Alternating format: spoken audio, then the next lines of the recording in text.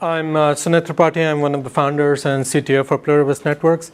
We're going to go through some more demos of what NetWiser and these things are capable of. So one thing that we're going to start with is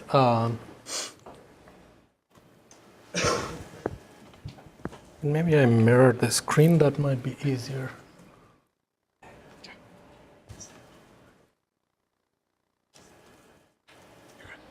What's going to be on?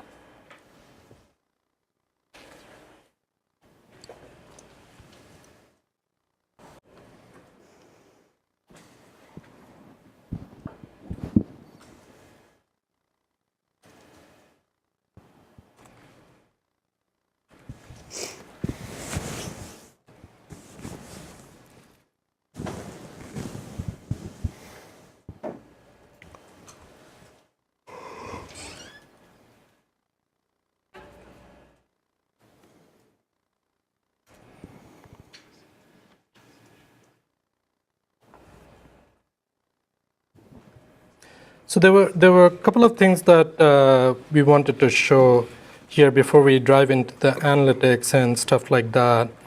One was, what we call is a white box deployment, typical, right? So I'm logged into one of the switches in the fabric is really canonical, what you call white box, right? And Alessandro is going to show how we go into different things and so on and so forth. But this guy is really, if you look at it, what we call is an open NetWiser, or whatever you want to call it, basically. But this is for big cloud providers, right? They want to go in, they want to see the raw Linux there, basically, and this is typically going on a boxes which are cost optimized boxes. One thing I learned in Pluribus, actually, when I came here, cost optimized is actually a bad term. So I get scared the moment I hear the word cost optimized. Typically it means strip out everything useful from the box, basically, right? So we had to figure out what value does it add, basically, right? So one of the things we figured that when these guys are going out and these boxes are really cost optimized, being able to be in a fabric, being able to have apt-get or whatever is still very useful, basically, for a lot of people. Being able to run L2, L3. So, you can switch in and out of our CLI and shell anytime you want, right? So you can say fabric node show here, and you can see the 3 nodes in the fabric, but you can quit out of here. And this is a standard CentOS-based box. One of the things we do with NetWiser, at least a lot of the millions of lines of code we have done to deal with the switching side, we make it very, very agnostic to the underlying OS, right? So a lot of these cloud guys, typically when they're putting us at top of the rack, it's not a standard Linux they want. This is their distro of Linux they want.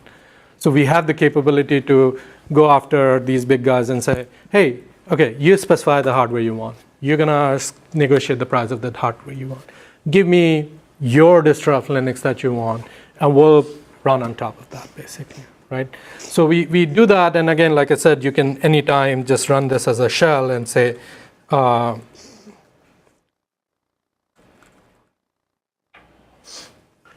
fabric node show, and you can see all this stuff and whatever, basically, right? So it's a very open box. Now on the appliance, typically we go on a different model. On the appliance, typically we go with the model is that there's a lot happening. There's storage, there's memory, there's hypervisor going on, and whatever. So on the appliance, we typically let people spin up their version of VM that they want. And typically, and when I say appliance, these are converged appliance. So typically they can install CentOS and whatever, and they can actually put a copy of our API, C, Java, Perl, Python, REST, whatever they want, in their version of OS, and they run from the VM, basically, right? So this is important distinction because when Alessandro goes through this, you'll see how we approach different markets, right? The guys who go in the cloud category are really different guys than enterprise data center guys versus campus guys, basically, right? So you have to deal with them all differently. Having said that, I'm actually going to ditch my test setup, and I'm actually going to go into a little bit more of our dev setup. This is how Pluribus runs the entire infrastructure. We've been running everything on us for about 2.5, 3 years now, basically, right? So if you log into one of these appliances and you can see fabric node show basically, you'll see this is a dozen odd switches of all category, all forms in what we call PNFab. Some of these are cheaper switches, some of these are heavier appliances, some of them are Broadcom Trident 2-based switches, some of them are Intel Alta-based switches. The fabric doesn't care, the OS doesn't care. We treat each switch chip as a platform, as just a driver. So as long as you build a switch chip in, we write a small driver for it, or the guys write a driver for it, the rest of the NetWisor just works, right? You also are binary compatible across. When you write apps on this thing, you can take the same binary and run on a box with a different chip, right, from a different vendor. No problems there, right? And this is important, again, because if you look at how the world gets played out, Broadcom literally is running your networking gear, but inside the rack, it's Intel and Intel switches that are kind of closer to the server, basically, right? So you have to straddle both the boundaries, right?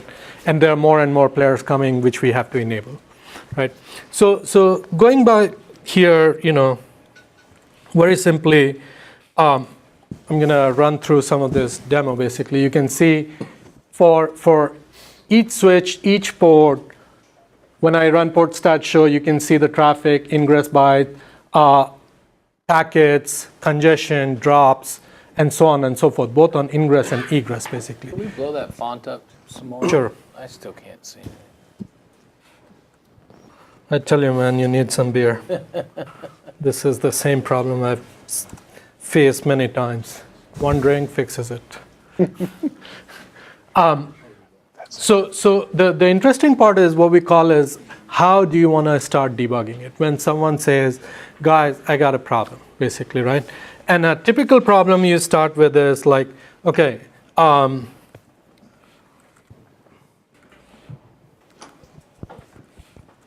everything is, like I said, is a vPort to us. And let me make this a little bit bigger.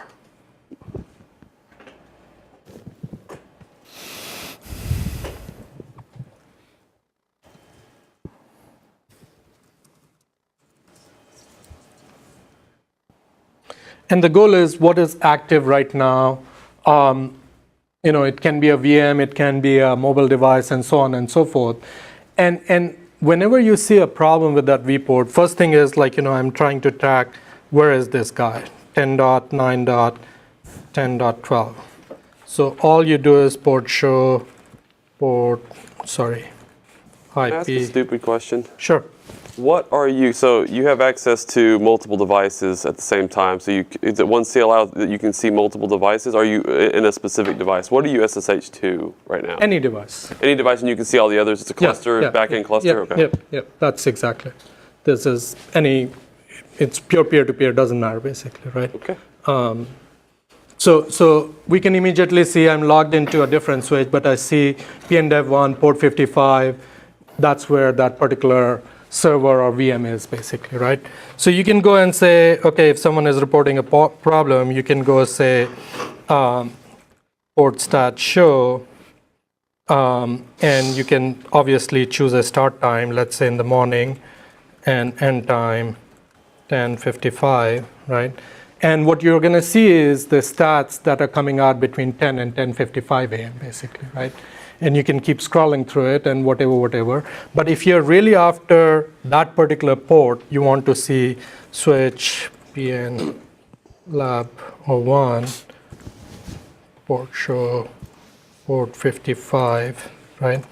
You can actually just see the, I want to say port stat show, not port show. 42.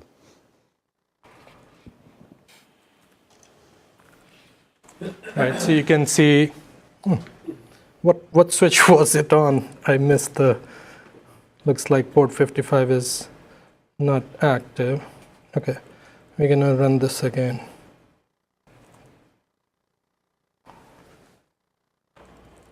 PNDev01, not PNLab01.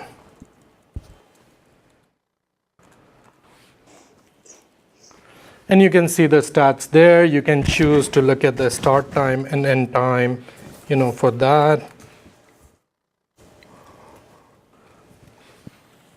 right? And again, like I said, the capacity is totally built on how much memory you have, what's going on and so forth on these boxes, basically, right?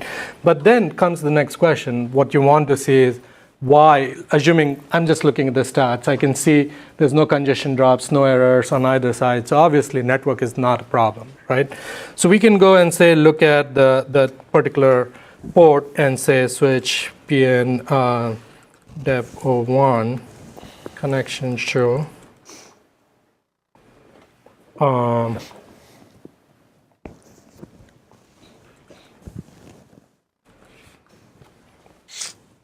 What I'm pulling up now is every connection that's going through that port, basically, on that switch.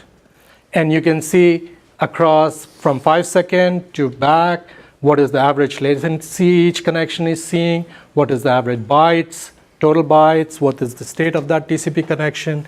Everything is coming up here, basically, right? You can go back and say same thing.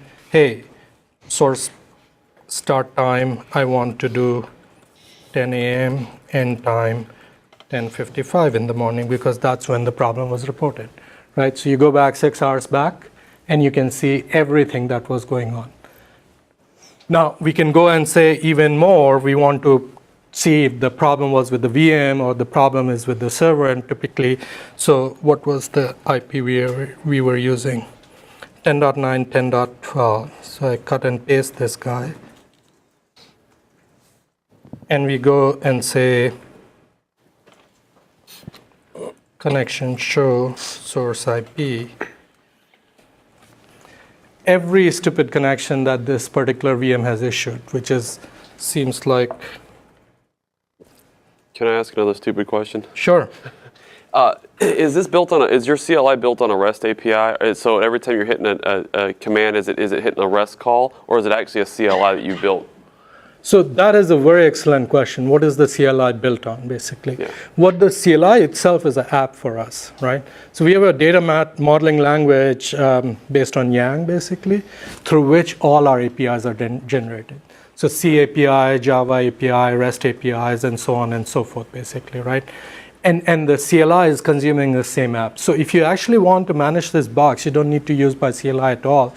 You can use the same thing from REST. You can use the same from Java or C or whatever you want, basically. So right? you get that thing where because the API is a first-class citizen as opposed to other Second platforms class. where it's sort of Right. That's why I asked the question. Yeah. So is there any way? So do you have the ability to like some of other vendors have, where you can kind of debug your command syntax and it shows you what it's doing on the back end, so that you can script it? Yes, you can. You can. Actually, there are multiple ways to do that, right? So typically, I don't mean if I'm derailing. No. This is actually excellent. This is excellent, right? Because this is the purpose of here to understand. So the typical things that we do is that, and maybe I need to open up the REST API side as well. See, here is what is equivalent of our REST API. So the typical thing is, like just a simple port show command, basically, right? And we can hit try it out. And what you see is the model gets listed here, right, nice. for the REST call. So you can embed the same model in your code. And then you can try it out right here, and what each port and whatever shows up in a JSON format, basically, right? So everything is available through REST, so you can use this to figure out your command and actually embed the code in your own programs, basically. The other thing we do is that our CLIs itself, because CLI and C API and Java API and REST API are all generated auto from the same code base, the name of and arguments for each command and data structures doesn't change. So the easiest thing for you to do is run the CLI, do the experiment from the CLI to get your stuff going, what you want to do. Then the C code and the REST code becomes very simple. Go to REST if it's not high performance, and if it's high performance, go to C, right? And C or Java, whichever is your choice, and you can get multi-threaded capability and so on and so forth, basically, right? All those things going, Okay. right? Thank you. The other part that I wanted to show you is that the UI equivalent of UI is actually using the same thing. It's using a REST API underneath, to build all this thing. And obviously, you're doing a much better front end here to go and say, here's my topology. This is my physical network. The bigger boxes are the switches, and the smaller boxes are typically the server, right? So if you click on a box, you can see, like this guy has a couple of VMs running on it. You can see it right here. You can go and see, this guy has some more VMs and whatever. Interestingly enough. How do you do that VM integration? Are you tying into vCenter? No, so this is the interesting part, that I don't have to. The demo setup I was showing, the servers were running all vSphere basically, right? Okay. But typically we are the switch. So as packets are coming in based on MAC and IP, see, that's why I don't have a name here. We have Okay, to so you're not actually looking at the VMs, you're just looking at the fact that you're seeing multiple MACs and multiple IPs. Yeah, exactly. Okay. So MAC, so currently a vPort definition is built around a unique MAC plus IP, actually not IP, MAC plus VLAN plus VXLAN, right? Okay. So that's how we track a vPort, right? And then which switch and which physical port it lives on, that is associated with that VM. So as VM migrates, basically, the vPort migrates, we see that it came from this switch to the other switch, right? We see you can set policies based on that. You can do analytics based on that. That's what I was showing earlier, basically, right? Do you have any integration with hypervisors, whether it's vSphere or anything else, to actually get So I don't think the interesting part is that we don't need, we can obviously integrate with the hypervisor managers to do this. The other way easily is because you are already running it from a DNS, and that's where you're doing the reverse lookup. So I can actually, based on the IP, just do a reverse DNS lookup and get the names and all that information from there, basically. So there are multiple ways to do that, basically, right? In some sense, I'm trying not to integrate too much with the server-side world, basically, and leave that alone. It's a very complicated world. Remember, I am absconding from that world, basically, for a reason. Escape from complexity. So you can click, if you see a link which is, yellow, you want to see what flows are there, you just click on it. You can see all the flows that are going through the link, basically, right? And this is some of the code that's still under development, basically. So, you can see various information. The other interesting part is that if you click on a server-side link and it has a bunch of VM, you actually see the VM right here. You can see, the two VM, they're right here. You click on this, and you can actually get the flows tied to the VM. Looks like that VM is not doing anything. So let's go to the other one, and you can actually see the flows tied to that VM. You can sort it based on total bytes, right? So you can actually see what are the flows on that VM and so on and so forth, right? So this is, again, an app that we have built, right? It's a graphical view of your entire infrastructure. Which are the servers, what are the VM, what are the total load? If the load is high, how do you fix it? And you can go back again in time for this entire topology as well. You can actually just set the time limit here. This is real time. But if you actually go and change this time, you'll see the topology at that particular time, and you can see the flows at that particular time, right? So a CLI version, REST version, graphic version, all of those. The other part that was interesting is the integration with the Wi-Fi as well, right? So in our world, we have integrated the Wi-Fi's into our actual switches as well. So this is coming back to your campus use case, basically, right? So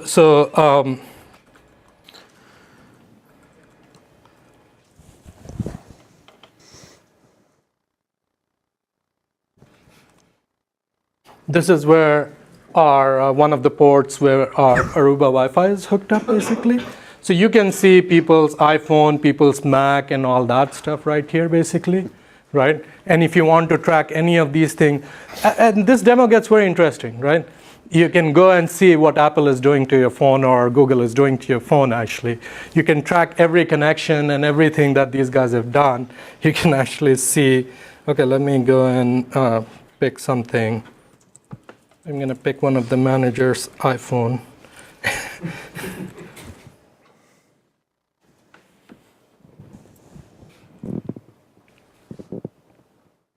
So you can see all the thing going out of that iPhone, basically, right?